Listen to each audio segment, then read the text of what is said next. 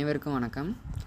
நாம் இப்போ பாடப்பகுதியில் என்ன பார்க்க போகிறோம் அப்படின்னா, 6ஆம் வகுப்பு பாடப்பகுதியிலேருந்து ஒரு துணைப்பாடத்தை தான் நம்ம பார்க்க இருக்கிறோம். அந்த துணைப்பாட பேர் என்ன அப்படின்னா, கிழவனும் கடலும். அந்த கிழவனும் கடலும்ல என்ன நடக்குது அப்படிங்கிற விஷயத்தை தான் நம்ம இன்றைக்கி ஒரு குட்டி ஸ்டோரியை நம்ம இன்றைக்கி பார்க்குறோம். அதனுடைய இங்கிலீஷ் நேம் என்ன அப்படின்னா, தி old man and the C. ஓகேங்களா? இப்போ கிழவனும் கடலும், அந்த கிழவனும் கடலும் அப்படிங்கிற அந்த மீனிங்லேயே உங்களுக்கு தெரியும் என்ன அப்படின்னா, அந்த கிழவனும் கடலும். அப்போ அந்த கிழவன் அப்படின்னா ஒரு வயதான ஒரு முதியவரை குறிக்கும், அப்படி தானே? அப்போ அதனுடைய அவரால் என்ன பண்ண முடியும், என்ன செய்ய முடியும் அப்படிங்கிற விஷயத்துக்கு தான் நம்மளுக்கு நினைவுக்கு வரும், அப்படி தானே? அப்போ நம்ம என்ன அப்படின்னா, அந்த கிழவனும் அந்த கடலும் அப்படிங்கிற ஒரு குட்டி ஸ்டோரியில் என்ன விஷயம் நடக்குது அப்படிங்கிறத நம்ம பார்க்கலாம், சரிங்களா? அந்த ஸ்டோரியை நான் உங்களுக்கு குட்டியாக சொல்லி முடிக்கிறேன், சரிங்களா? இப்போ நம்ம அந்த கதையை பார்க்கலாங்களா? நிச்சயமாக கண்டிப்பாக 6ஆம் வகுப்பில் உங்களுக்கு ரொம்ப ரொம்ப பிடிச்ச ஒரு சப்ஜெக்ட் என்ன அப்படின்னா தமிழாக இருக்கும்.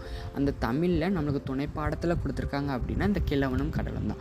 அந்த கிழவனும் கடலும் அப்போ அந்த ஒரு நாள் என்ன நடக்குது அப்படின்னா, ஒரு மீனவ கிராமத்தில் ஒரு சாண்டியாகோ அப்படிங்கிற ஒரு மீனவர் இருக்காருங்க. அப்போ அந்த மீனவர் எப்பயுமே கடலுக்கு போனார் அப்படின்னா கண்டிப்பாக ஏதோ ஒரு மீனை பிடிச்சிட்டு வந்துடுவாருங்க. அதுதான் அவருடைய வேலைங்க, சரிங்களா? ஆனால் என்னென்னு தெரிலங்க, வசமாக அவருக்கு 84 நாட்களாக ஒரு மீனுமே கிடைக்கலைங்க. என்ன பண்ணுறாரு அப்படின்னா, அவர் முயற்சியை மட்டும் கைவிடவே இல்லைங்க. ஏன் முயற்சி கைவிடலை? அப்போ அவரை தேடி ஒரு மனோலின் அப்படிங்கிற ஒரு சிறுவன் வரான். அந்த சிறுவன் என்ன அப்படின்னா, அவர்கிட்ட இருந்து ஒரு தொழிலை கற்றுக்கொள்வதற்காக ஏதோ ஒரு தொழிலை கற்றுக்கொள்வதற்காக வரானுங்க. அப்போ என்ன பண்ணிகிட்ருக்கார் அப்படின்னா, இவர்கிட்ட போய் அந்த மனோலின் அப்படிங்கிற ஒரு சிறுவன் என்ன பண்ணுறாரு அப்படின்னா, தன்னுடைய தொழிலை கற்றுக்கலாம் அப்படின்னு பார்க்கும் பொழுது அவர் 84 நாட்களாக மீன் பிடிக்கலை இல்லையா? அதனால் அவங்க அப்பா அம்மா என்ன பண்ணிட்டாங்க அப்படின்னா, அவனை வேறு படகுக்கு மாற்றி விட்டுட்டாங்க, சரிங்களா? திடீர்னு என்ன பண்ணுறாரு அப்படின்னா, 84 நாட்கள் கிடைக்கலன்னு சொல்லிட்டு அவங்க அம்மா அப்பா மனோலினை வேறு படகுக்கு அனுப்பி வச்சுட்டாங்க. மறுநாள் என்ன பண்ணுறாரு, 85வது நாள் என்ன பண்ணுறாரு அப்படின்னா, எப்படி இருந்தாலும் நான் விடாமுயற்சி கண்டிப்பாக கிடைக்கும், ஏதோ ஒரு மீன் கிடைக்கும் அப்படின்னு சொல்லிட்டு என்ன பண்ணுறாரு அப்படின்னா, தனியாக கடலுக்கு போகிறாருங்க, சரிங்களா? தனியாக கடலுக்கு போய் என்ன பண்ணுறாருன்னு ஒரு தூண்டில் போடுறாரு. ஒரு பெரிய ஒரு தூண்டில போட்டு பெரிய ஒரு மார்லின் அப்படிங்கிற ஒரு வால் மீன், பெரிய மீனும் ஒன்று மார்லின் அப்படிங்கிற ஒரு பெரிய மீன் சிக்கிருச்சுங்க. அப்போ அந்த படகை அவர் ரொம்ப இழுக்குது. அந்த மீன் என்ன பண்ணுறது, ரொம்ப பிடிச்சி இழுக்குது. அவரால் முடியலை, அந்த அளவுக்கு அந்த மீன் வலிமையாக இருக்குது. அப்போ என்ன பண்ணுறாரு அப்படின்னா, அந்த விடாமுயற்சியை அவர் விடலை. அதனால் முயற்சி செஞ்சு அந்த மீனை என்ன பண்ணுறாரு அப்படின்னா, தன்னுடைய படகுக்கு பக்கவாட்டில் கொண்டு வந்துட்டு என்ன பண்ணுறாரு அப்படின்னா, அந்த பக்கவாட்டில் இருக்கக்கூடிய அந்த கயிறை வச்சு அந்த மீனை கட்டிடுறாரு. ரோல் பண்ணி கட்டி என்ன பண்ணுறாருன்னா அப்படின்னா வீட்டுக்கு வரார். அந்த மீனுக்கும் அவருக்கும் ஒரு போராட்டமே நடந்துருச்சுன்னு வச்சுக்கோங்களேன். அப்போ முடிவு என்ன நடக்குது அப்படின்னா, 2 நாட்களுக்கு பிறகு என்ன பண்ணுறாரு அப்படின்னா, மிகுந்த போராட்டத்துக்கு பின்பு அந்த போராட்டத்தெல்லாம் முடித்து கரைக்கு வராரு. அப்போ கரைக்கு என்ன பண்ணுறாரு, அந்த மீனை முதல்ல குத்திடுறாரு. குத்தினோடனே அது செத்து போச்சு, சரிங்களா?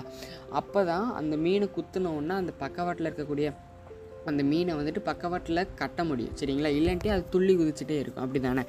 அப்போ என்ன பண்ணுறாரு அப்படின்னா, அது வர வழியிலேயே என்ன பண்ணிட்டார் அப்படின்னா, அந்த பக்கத்தில் இருக்கக்கூடிய அந்த கடலில் இருக்கக்கூடிய சுறா மீன்கள் என்ன பண்ணிச்சு அப்படின்னா, அதை கடித்து தின்றுச்சு. அந்த மண்டையும் பின்னாடி இருக்கக்கூடிய வாழையை மட்டும் விட்டுட்டு அது நடுப்பகுதி எல்லாமே தின்றுச்சு. தின்னதுனால என்ன அப்படின்னா, கரைக்கு அவர் பார்க்குறாரு, என்னென்னா தலையும் அவருடைய எலும்பு மட்டும்தான், அந்த வால் மட்டும்தான் இருக்குது. ஆனாலும் என்னென்னா, இந்த மாதிரி இவ்வளோ பெரிய மீனை யாராலும் அந்த ஊரில் பிடிச்சதே கிடையாதாம். என்ன அப்படின்னா, அந்த ஊர் மக்களே பார்த்து அவரை ரொம்ப வியக்கிறாங்க, சரிங்களா?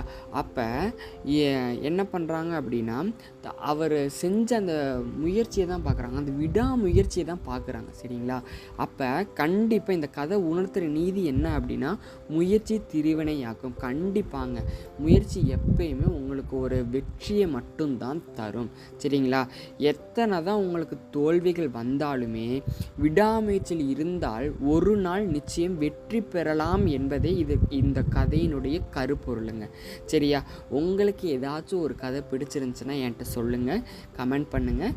கண்டிப்பாக இன்னொரு வீடியோவில் சந்திப்போம். நன்றி, வணக்கம்.